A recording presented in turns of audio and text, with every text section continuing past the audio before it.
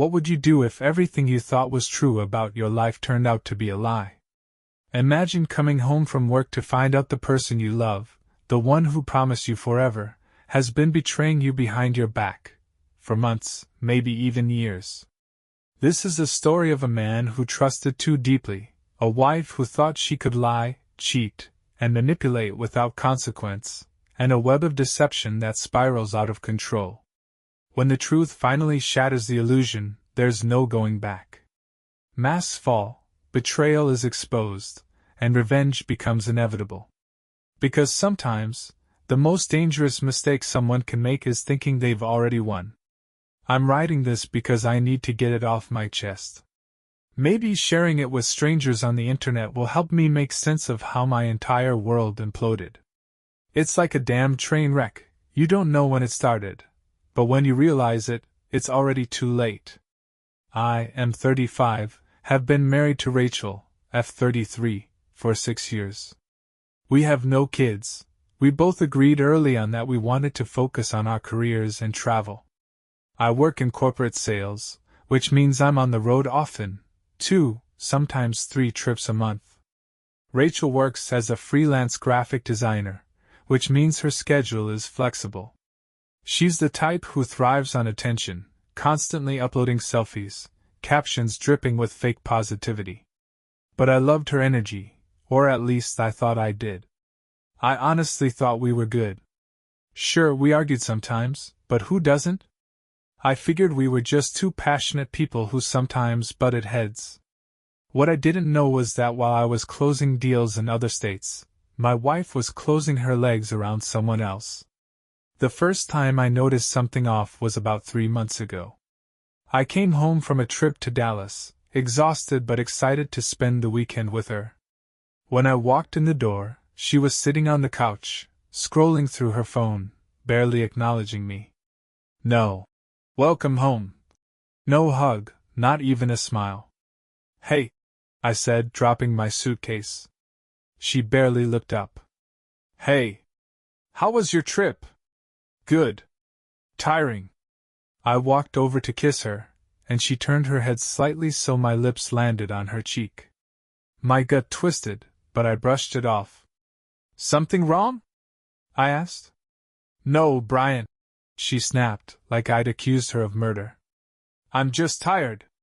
God, do you have to be so needy? I should have seen the red flags waving right in my face, but love makes you blind, and dumb, apparently. I made her a cup of tea, rubbed her shoulders, tried to make her feel better. She didn't say thank you. Instead, she just sighed and muttered, "Sometimes you're so suffocating." I slept in the guest room that night, convinced it was just a phase. The weeks went by, and Rachel's mood swings became worse. One minute, she was ice cold, snapping at me for breathing too loudly. The next, she was all over me, almost manic, like she was trying too hard to play the role of the loving wife. We'd have sex, and afterward she'd turn away from me, clutching her phone like it held all her secrets. I guess it did. There were more signs. More girls' nights. That ended at 2 a.m. More excuses about working on a project. That somehow involved her dressing in tight dresses and heels. She claimed she was meeting clients. But what kind of client meeting involves perfume you can smell from 3 rooms away?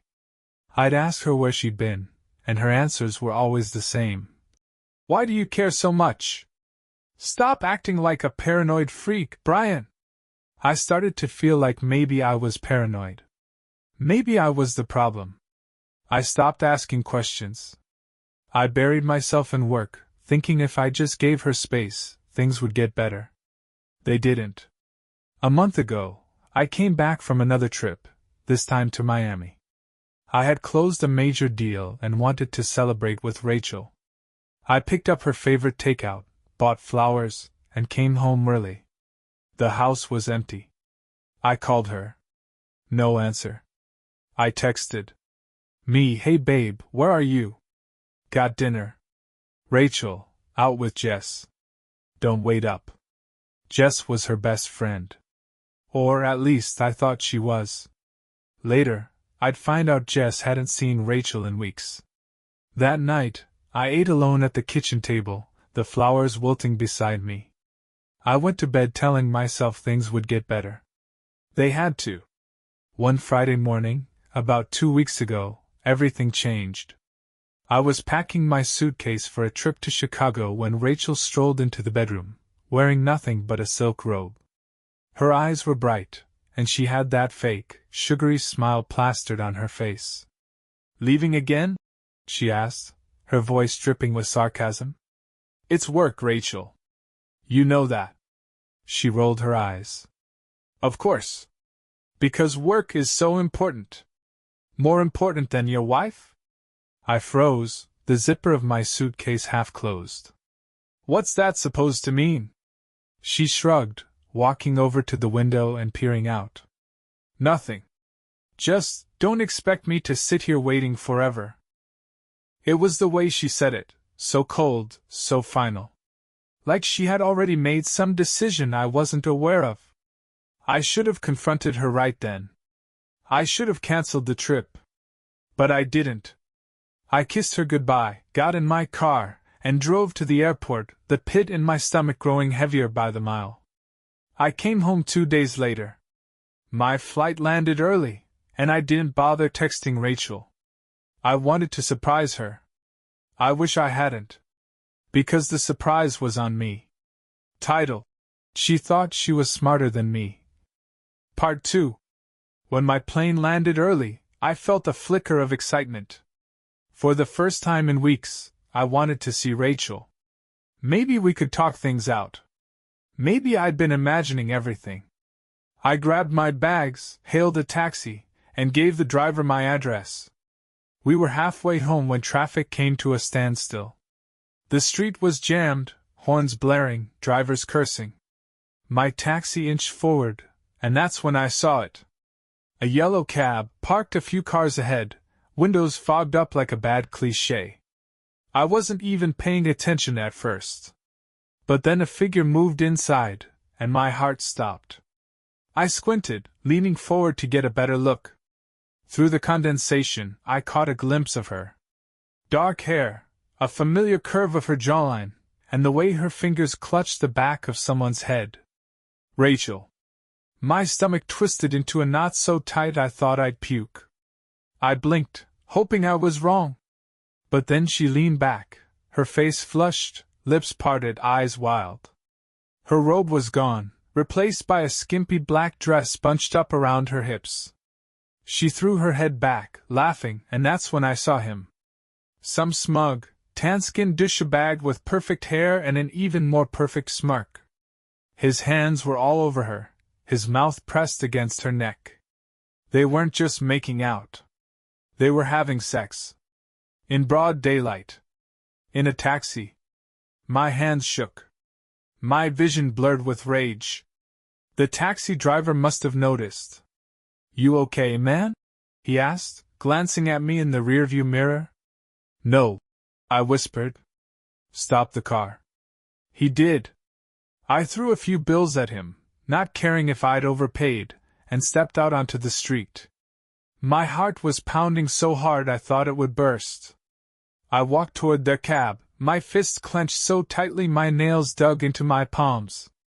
As I got closer, the cabbie driving their car was nervously glancing back at them through the rearview, probably wondering if he was going to have to hose down his seats. I could hear Rachel's moans, high-pitched and exaggerated, like she was playing a role. I tapped on the window. The moans stopped. Everything froze. Rachel's head whipped around, her eyes going wide with panic. Her mouth opened, but no words came out. Her lover stared at me, his face morphing from confusion to horror. I smiled. It wasn't a kind smile. It was the smile of a man who had finally reached his breaking point. "Hey, Rachel," I said calmly. "Having fun?" Her jaw dropped. "Brian, what the fuck are you doing here?" Her voice cracked, a note of hysteria creeping in. "Me? Oh, just catching an early flight.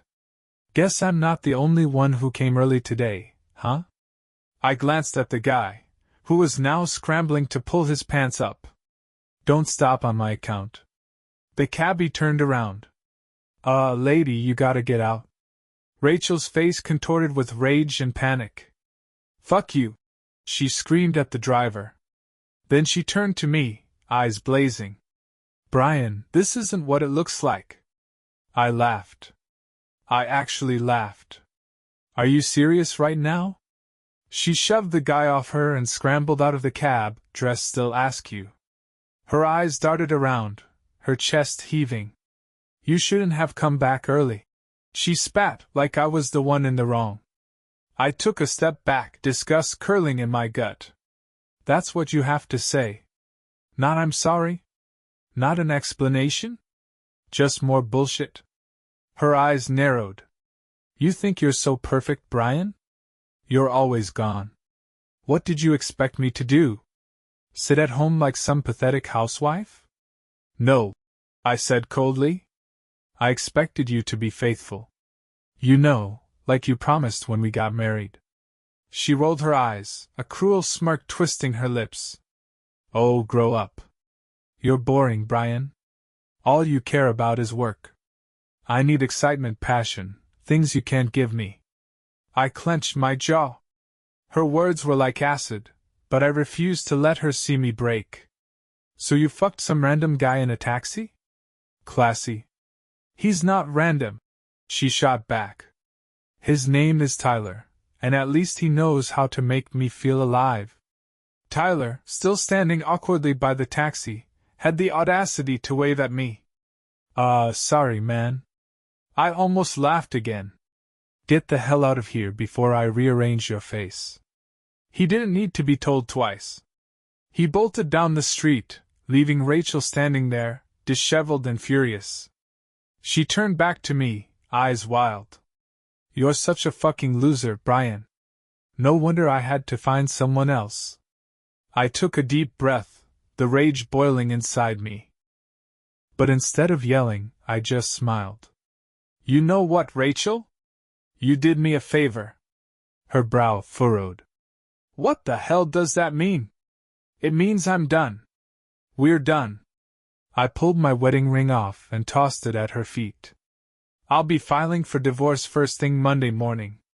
Her eyes widened, the color draining from her face. Wait, Brian, let's talk about this. You can't just... I turned and walked away, her voice fading behind me. For the first time in months, I felt free. But I had no idea that this was just the beginning.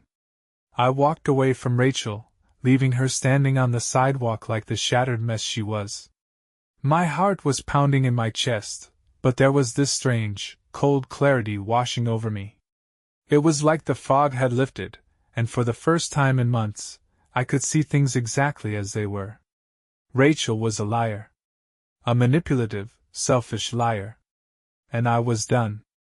I headed back home, determined to start putting things in motion. I was going to file for divorce, and I wasn't going to let her get away with making this easy for herself. No, she was going to feel every bit of the fallout. When I got to the house, the silence was deafening. Everything about it felt tainted now. The couch where we'd watched movies, the kitchen where we'd shared dinners, the bed where we'd made love, it all felt like a lie. I couldn't stay here. Not right now. I grabbed my essentials, clothes, toiletries, my laptop, and stuffed them into a duffel bag. My mind was spinning with everything I had to do, lawyer up, freeze joint accounts, protect myself. If she was capable of this kind of betrayal, who knew what she'd try to pull next? Just as I was about to leave, the front door burst open. Rachel stormed in, her hair a tangled mess, makeup smeared under her eyes. She looked feral, like a wild animal cornered with nowhere to go. Brian! She screamed, slamming the door behind her. You're not fucking leaving me like this! I didn't even flinch. I zipped my duffel bag and slung it over my shoulder. I think I made myself pretty clear, Rachel. We're done. Her eyes filled with tears, big, dramatic ones, but I wasn't buying the act anymore. She'd used those tears to manipulate me before, but not this time. You can't just throw everything away, she wailed, voice cracking. We have a life together. You threw it away the second you decided to screw Tyler in a cab, I said coldly. That wasn't a mistake, Rachel. That was a choice. And now you have to live with the consequences. Her face twisted into a sneer, the fake tears vanishing instantly. You think you're so perfect, Brian. But you're not. You're a boring, pathetic workaholic. I had no choice but to find someone who actually made me feel alive. I laughed bitterly. You keep telling yourself that, Rachel. Maybe if you say it enough times, you'll start to believe it. I brushed past her, heading for the door. But she grabbed my arm, her nails digging into my skin. You're not going to fucking leave me. You owe me. I yanked my arm free. I owe you nothing. Her voice dropped to a venomous whisper. You'll regret this, Brian. I swear to God I'll make sure you regret it. I met her eyes, my jaw clenched. The only thing I regret is not seeing you for who you really are sooner. I walked out and didn't look back. I checked into a hotel downtown that night. The room was cold and sterile, but it was mine. I didn't have to share it with anyone who was pretending to love me while stabbing me in the back. I poured myself a drink and sat on the bed, staring at my phone. There were messages from Rachel, angry ones, apologetic ones, manipulative ones. I didn't respond. Instead, I texted my buddy Mark, who'd been through a nasty divorce last year. Me, hey man, need a good divorce lawyer. Got any recommendations? His reply was almost instant. Mark, shit. Sorry to hear that. Yeah, I'll send you my guy's info. He doesn't fuck around. Perfect.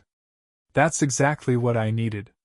The next morning, I met with the lawyer, a no-nonsense guy named Eric. He listened to my story, nodding occasionally, his eyes cold and calculating. She's going to try to play the victim, Eric said, tapping his pen against his desk. They always do. But you've got the upper hand. She cheated, and you've got witnesses, the cab driver, your friend who saw them. That'll work in your favor. I leaned forward. I want to make this as painful for her as possible. She doesn't deserve a damn thing. Eric smirked. Don't worry. We'll make sure she feels it. I filed for divorce that afternoon. The papers were served to Rachel the next day. I didn't get to see her reaction, but Mark told me she blew up his phone, screaming about how I was destroying her life. The irony was so thick I almost choked on it. For the first time in weeks, I felt like I was in control again. But I should have known Rachel wouldn't go down without a fight. The real storm was still coming. The moment Rachel was served the divorce papers, the shitstorm I knew was coming finally hit. My phone blew up with texts, calls, and voicemails. At first, she tried the "poor me" approach, her messages dripping with fake remorse. Rachel. Brian, I'm so sorry. Please let's talk about this. We can fix it. Rachel. I made a mistake, okay? Everyone makes mistakes. Are you seriously going to throw everything away over one stupid slip-up? A slip-up. Right. Because having sex with another man in a taxi while your husband was away was just a tiny mistake. When the apologies didn't work, she pivoted to anger. Rachel. You're a fucking coward, Brian. Running to a lawyer instead of facing me like a man? Pathetic. Rachel. You think you're going to come out of this on top? I'll take you for everything, you smug asshole. I ignored every single one. I wasn't going to let her drag me back into her drama. I knew her game: manipulate, gaslight, and make me doubt myself. Not this time. A week after the papers were served, I was at my lawyer's office going over the details of our joint assets when Eric looked up from the paperwork, his brow furrowing. You're still living in that hotel, right? He asked. Yeah, I said. I can't stand being in the house. Good, he said, sliding a document across the table. Because Rachel just filed a temporary restraining order against you. I stared at him, the words not making sense. What? She claims you threatened her. Says she doesn't feel safe with you around. I felt like the floor had been ripped out from under me. That's complete bullshit. I haven't even spoken to her since I walked out. Eric nodded, his expression grim. I believe you. But she's playing dirty. It's a classic move, paint you as the aggressor to get leverage in the divorce. Rage bubbled up inside me. The sheer audacity of her to play the victim after everything she'd done was unbelievable. What do we do? I asked, my voice tight. We fight it, Eric said. But for now, stay away from the house. Don't give her any ammunition. I clenched my fists. That house was half mine, but now I couldn't even go near it. Rachel was trying to push me out of my own life. I wasn't going to let her win. Over the next few days, I started to piece together more of what had been going on behind my back. Turns out, Rachel's affair with Tyler wasn't a new thing. It had been going on for almost a year. I found out through a mutual friend, Jess, the same Jess Rachel claimed she was having girls' nights with. Jess called me one evening, her voice tight with guilt. Brian, I'm so sorry, she said. I should have told you sooner, but I didn't want to get involved. Tell me what?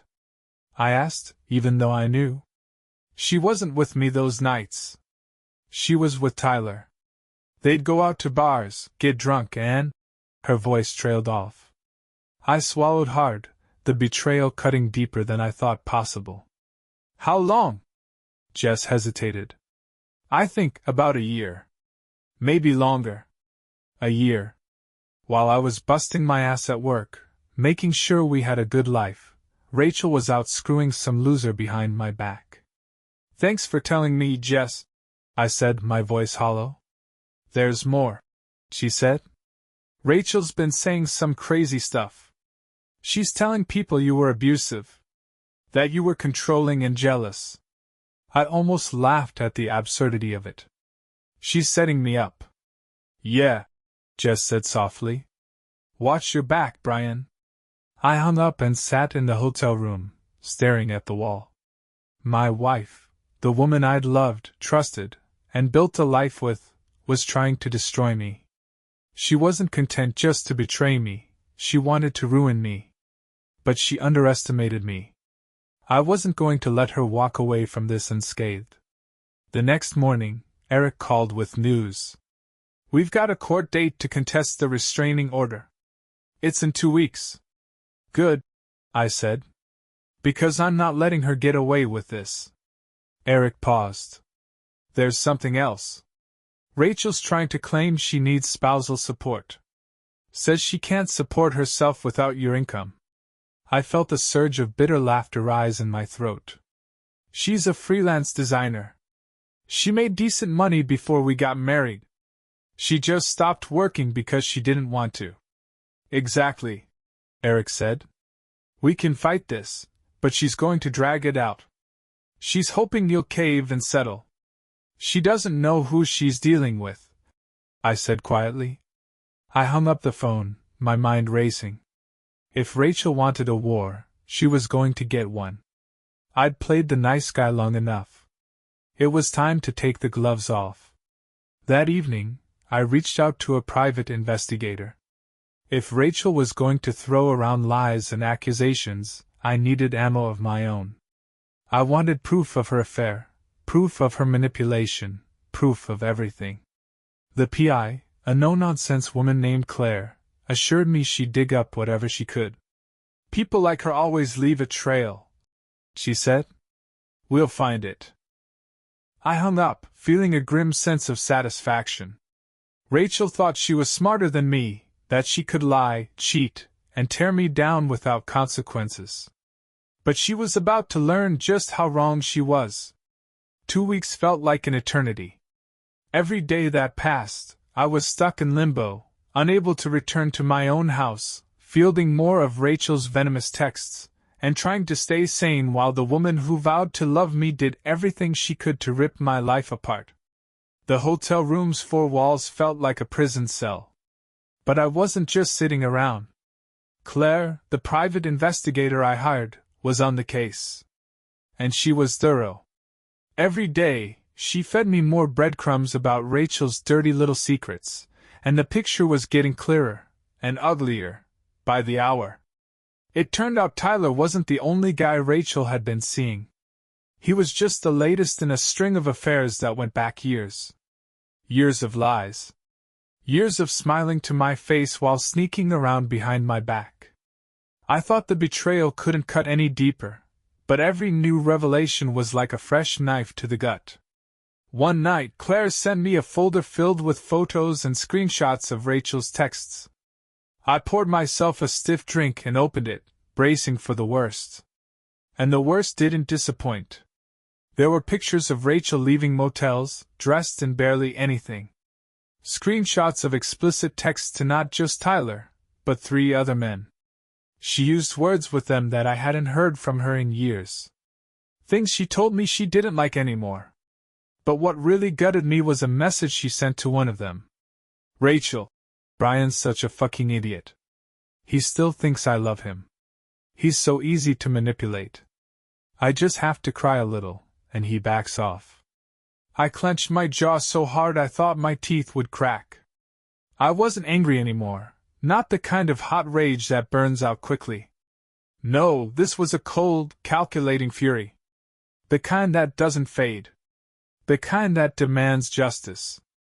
I forwarded the folder to Eric. He called me within minutes. "This is good," he said, his voice tight with satisfaction.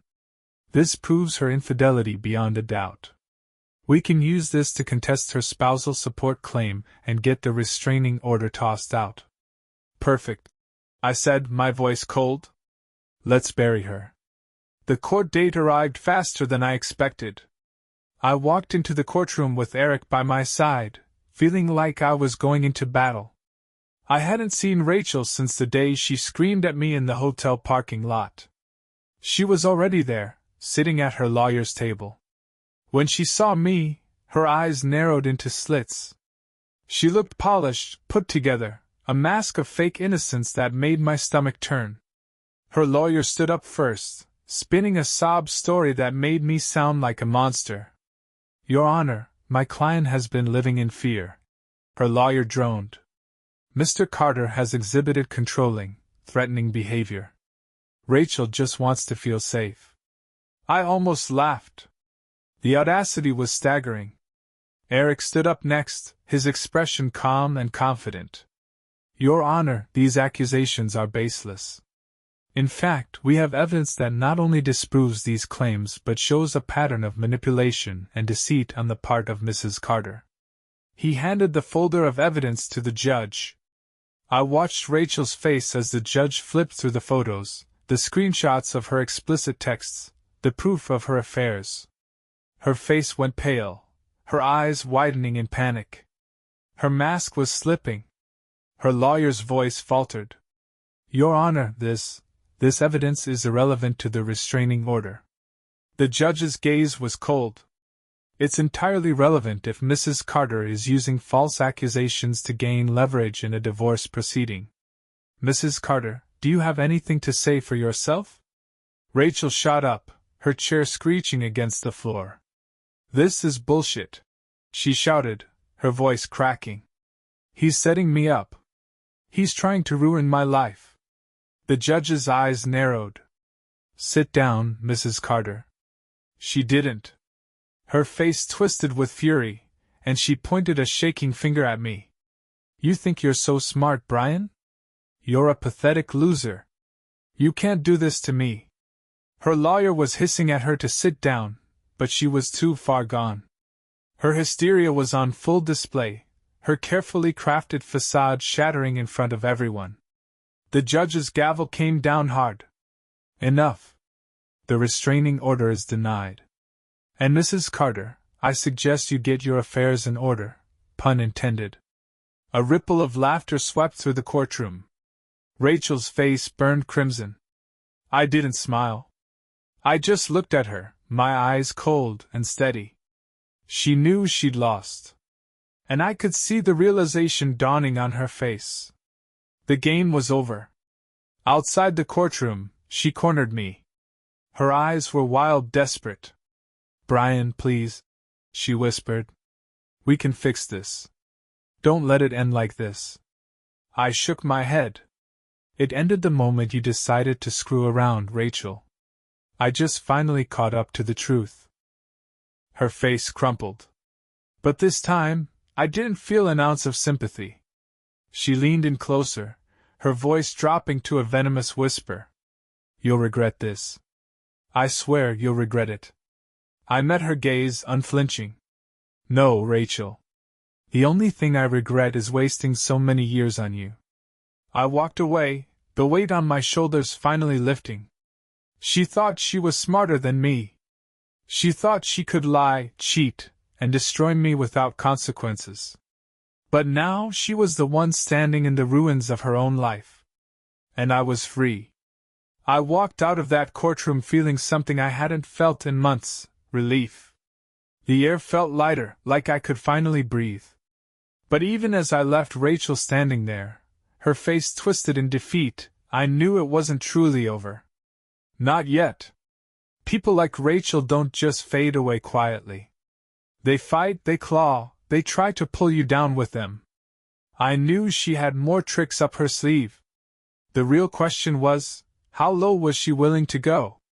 I didn't have to wait long to find out. A week after the court hearing, I was back at work, trying to put my life in order. My boss, Dave, had been surprisingly understanding about everything. "I guess when you're in sales, everyone expects a little chaos in your personal life. Take the time you need, Brian," he said. "Get your head right." I appreciated it, but sitting around dwelling on Rachel's bullshit wasn't going to help me heal. Work gave me something to focus on, something to rebuild. That morning, I was in my office going over a client presentation when my phone buzzed. It was Mark. "Dude, you need to check Facebook right now," he said, his voice tight. My stomach sank. "What happened?" "It's Rachel. She's gone nuclear." I opened Facebook and felt the blood drain from my face. There it was, a long post from Rachel, plastered with a picture of us from happier times. The caption made my stomach churn. "Rachel Carter. It's time I spoke my truth. I've been living in fear, trapped in a marriage with a controlling, abusive man who made my life a nightmare. I stayed quiet for too long, but I won't anymore. If you've ever wondered why I look so unhappy, now you know. I'm finally free." The comments were piling up. Her friends, her family, people who didn't know a damn thing, were rallying behind her. "You're so brave, Rachel." I always knew something was off about Brian. He gave me bad vibes. "Stay strong, girl. We've got your back." I couldn't believe what I was reading. She had twisted the story completely, painting herself as the victim, erasing every ounce of her guilt. I wanted to punch a hole in the wall. I wanted to scream. But I took a deep breath and forced myself to think. Getting angry wasn't going to fix this. I needed to be smarter. That night, I met up with Mark at a bar downtown. I hadn't had a drink in days, but tonight I needed one. "You okay, man?" Mark asked, sliding a beer across the table. "No," I said honestly. "She's trying to destroy my reputation. And the worst part is, people believe her." He shook his head. "You've got the truth on your side, Brian. Anyone who really knows you won't fall for her bullshit." "Yeah, but what about the people who don't know me?" I asked. "The people who just see her post and assume it's true? My job, my reputation, everything's at risk." Mark leaned back, a smirk spreading across his face. "Then maybe it's time you showed people who she really is." I raised an eyebrow.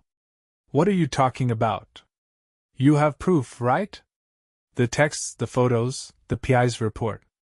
Why not let the world see it?" I hesitated.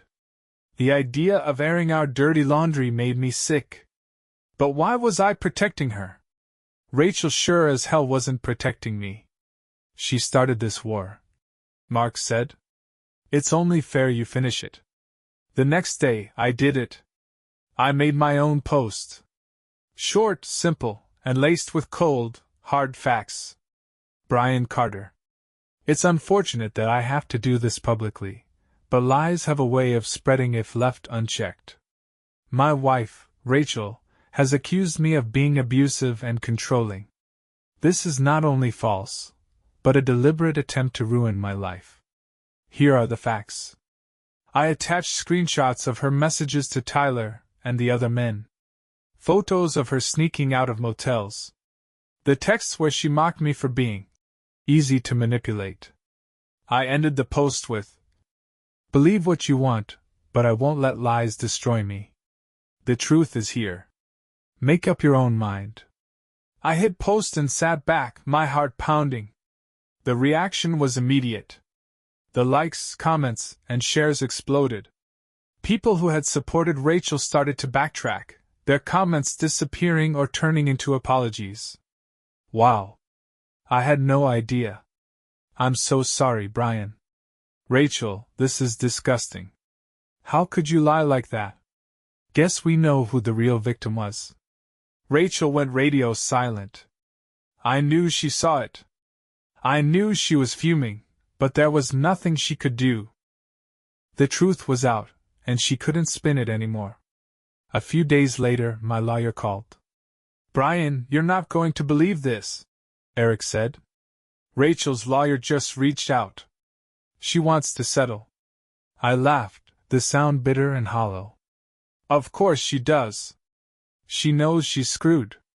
She's willing to drop her claims for spousal support and the house if you agree to a quick divorce." It was everything I wanted. Freedom, peace, and a chance to start over. But it didn't feel like a victory. It felt like digging myself out of a grave she tried to bury me in. "Do it," I said. "Let's end this." The divorce was finalized within weeks. I walked out of the courthouse a free man, the weight of Rachel's betrayal finally lifting off my shoulders. She thought she could destroy me.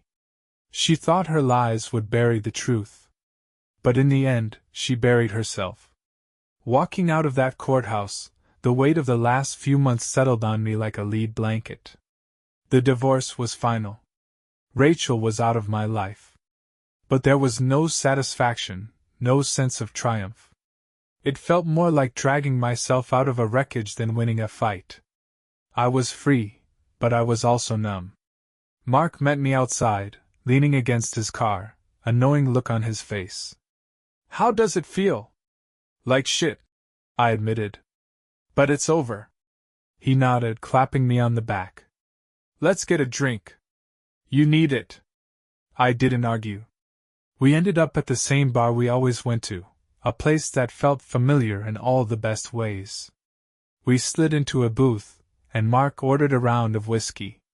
As the burn slid down my throat, I tried to process it all. The lies. The manipulation. The sheer audacity of Rachel thinking she could burn my life down and get away with it. "She's probably stewing right now," Mark said with a grin, breaking the silence. "Bet she didn't expect you to come out on top." "She never thought I'd fight back," I said, swirling the whiskey in my glass. "She thought she could control the narrative. But she played herself." Mark chuckled. "Honestly, I wouldn't be surprised if she's already trying to sink her claws into some other guy." I smirked, the first hint of humor I'd felt in days. "She can ruin someone else's life now. I'm done." But as much as I wanted to believe it was over, a nagging feeling told me Rachel wasn't finished yet. I didn't have to wait long for the fallout. A few days later, I was sitting in my hotel room, scrolling through emails, when a notification popped up. An email from an address I didn't recognize. Curious, I opened it. And there she was. Rachel's face, smeared across a blurry photo. She was in a parking lot yelling at someone, Tyler. His face was red, his hands thrown up in frustration as he walked away from her. The caption underneath said it all. Guess she wasn't worth the trouble after all. I stared at the image, a bitter laugh escaping my lips. Tyler, her knight in shining armor, had finally realized the same thing I had. Rachel was a sinking ship, and everyone around her was jumping off.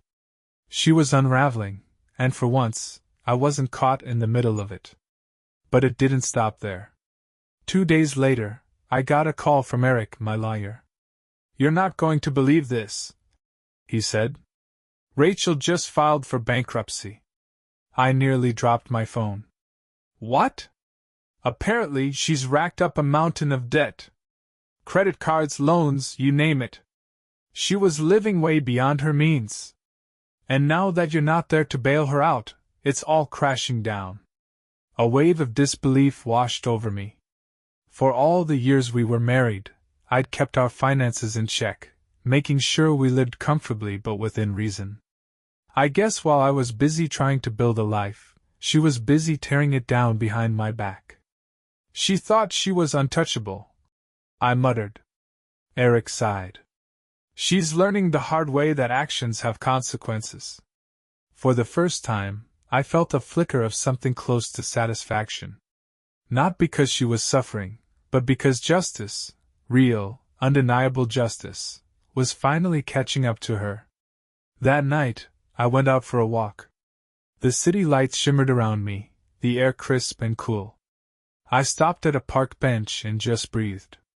For the first time in months, I felt a sense of peace. No more lies. No more drama. I was finally free.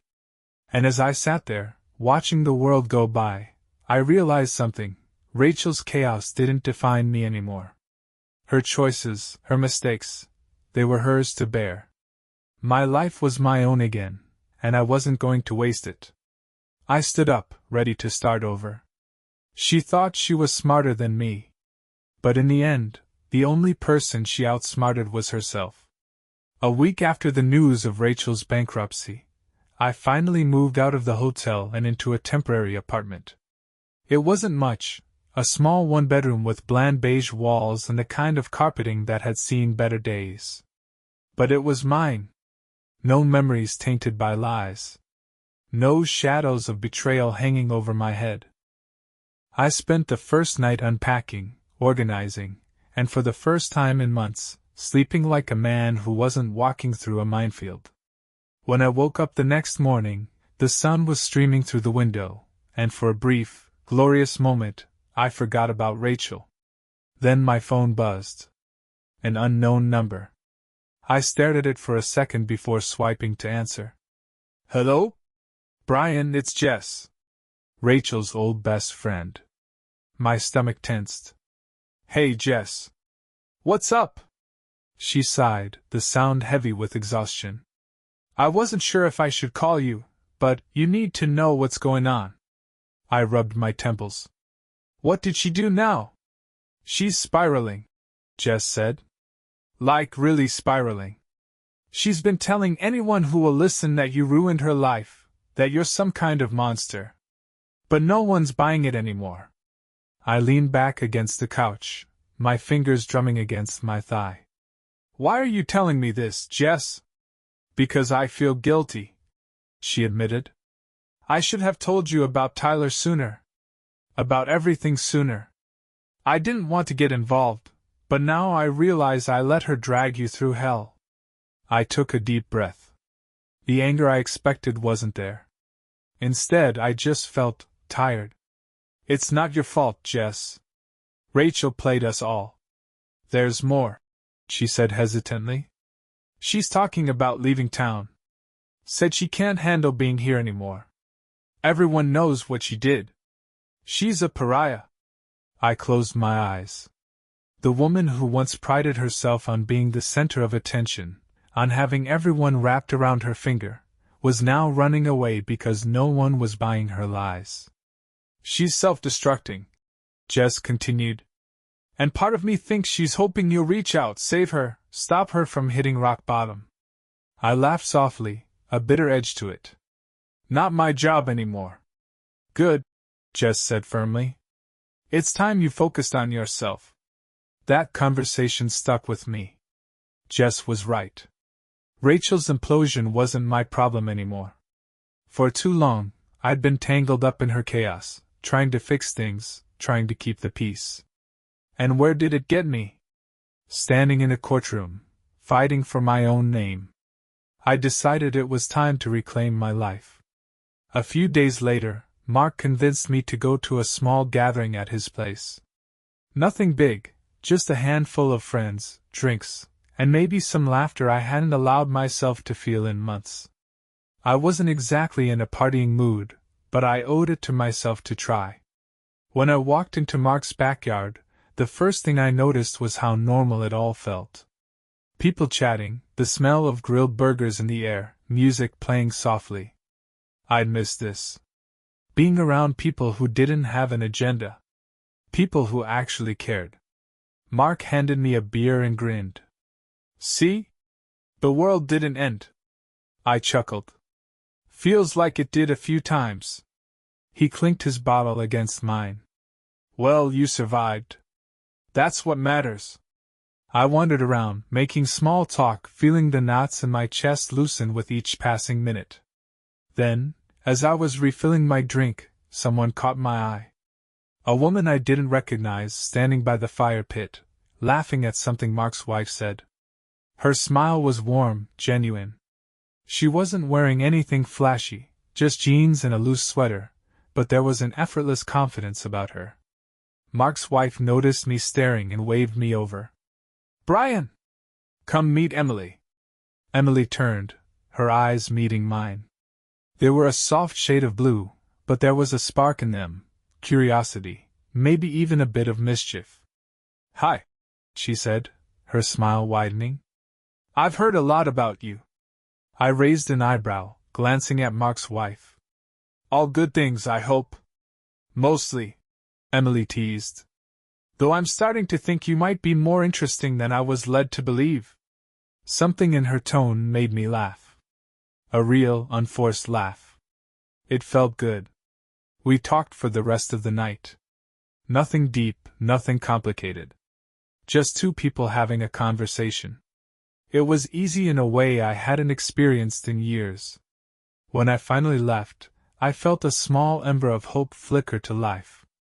Maybe, just maybe, there was something on the other side of all this. Something worth looking forward to. That night, as I lay in bed, my phone buzzed one last time. A message from Rachel. Rachel. I hope you're happy, Brian. You ruined everything. I stared at the message for a moment, then deleted it without replying. She didn't get to control my story anymore. I turned off my phone, closed my eyes, and let the silence wash over me. For the first time in a long time, it wasn't empty. It was peaceful. Rachel thought she was smarter than me. But I was finally free. A week after Mark's party, life started to feel normal. Not perfect, not magically healed, but normal. I'd wake up in my small apartment, make coffee, head to work, and come home without the crushing weight of betrayal on my shoulders. It was a new routine, but one I was learning to appreciate. I hadn't heard from Rachel since her last venomous text. Maybe she finally realized her manipulation had no effect on me anymore. Maybe she truly was packing up and leaving town. Either way, I didn't care. Her chaos was a storm that had finally passed, and I was ready to build something new in the quiet aftermath. But peace doesn't always last. And with someone like Rachel, it was only a matter of time before another wave hit. One Wednesday morning, I was sitting at my desk, deep into a client report, when my phone buzzed. I glanced at the screen, expecting a message from Mark or maybe a reminder from my calendar. Instead, it was a number I didn't recognize. I almost ignored it, but something told me to check. Unknown. Hey, Brian. This is Claire. I thought you'd want to know, Rachel's stirring up trouble again. My stomach tightened. Claire was the private investigator I'd hired to dig into Rachel's affairs during the divorce. I hadn't heard from her since the case wrapped up. I typed back quickly. What kind of trouble? Her reply came within seconds. She's been making noise about your job. Rumors, accusations. I think she's trying to get you fired. My blood ran cold.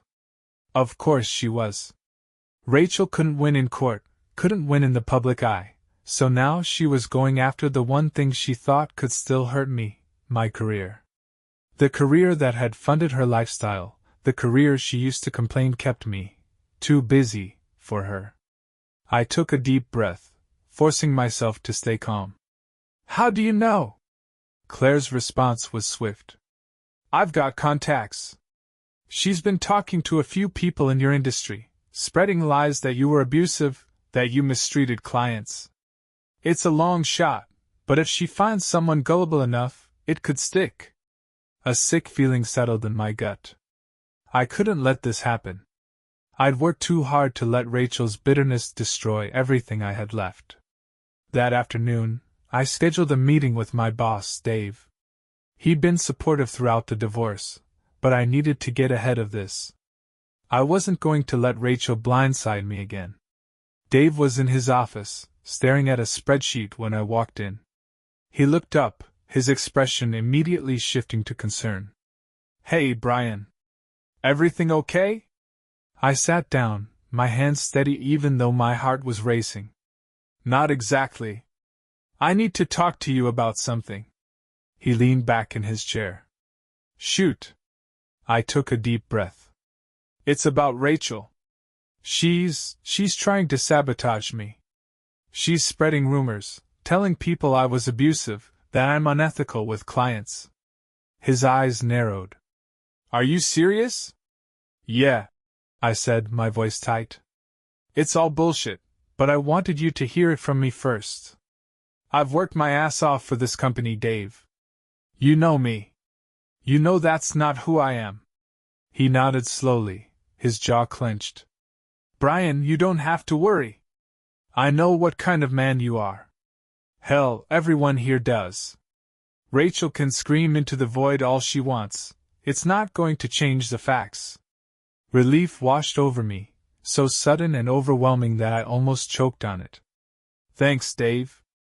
I really appreciate it. Look, he said, leaning forward. You've been through hell, and you handled it better than most people would. You've got nothing to prove to anyone. I managed a small smile. Thanks, man. No, he said with a smirk. Get back to work. We've got clients who actually give a damn about the truth. I laughed, the tension finally breaking. That night, I sat in my apartment, staring at the city lights outside my window. Rachel's attempts to ruin me were getting desperate. She was flailing, trying to drag me down with her because she couldn't handle the consequences of her own choices. But I wasn't falling for it. Not anymore. I picked up my phone and sent a message to Claire. Thanks for the heads up. I think she's out of moves now. Her reply came quickly. Glad to hear it. If she tries anything else, you know where to find me. I put the phone down and leaned back, exhaling slowly. The storm was finally dying out. Rachel could throw whatever she wanted at me, but I was done playing her game. She thought she could destroy me. She thought she was smarter, craftier, that her lies would always shield her from the truth. But in the end, the truth cut deeper than any of her lies ever could. The next morning, I woke up with a clear head and a strange feeling of possibility. For the first time, I wasn't looking over my shoulder, waiting for the next disaster to strike. My life was mine again. And as I stepped out the door, ready to face the day, I realized something. I'd survived the worst she could throw at me. And I was still standing,